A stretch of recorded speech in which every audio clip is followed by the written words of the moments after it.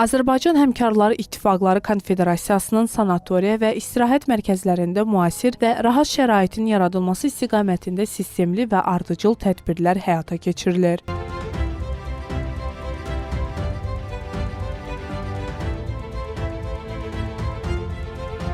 Bilgəh Kardioloji Sanatoriyasında da abadlıq işləri aparılaraq şərait yaxşılaşdırılıb.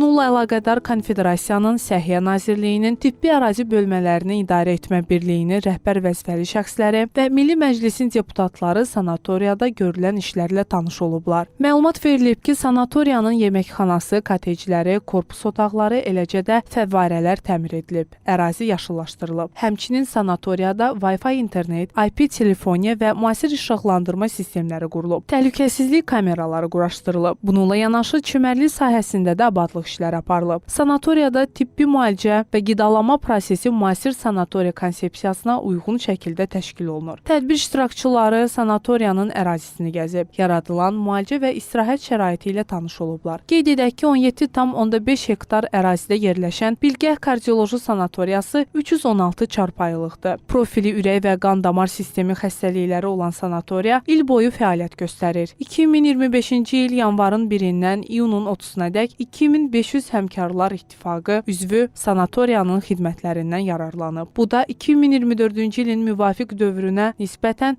2,3 dəfə çoxdur.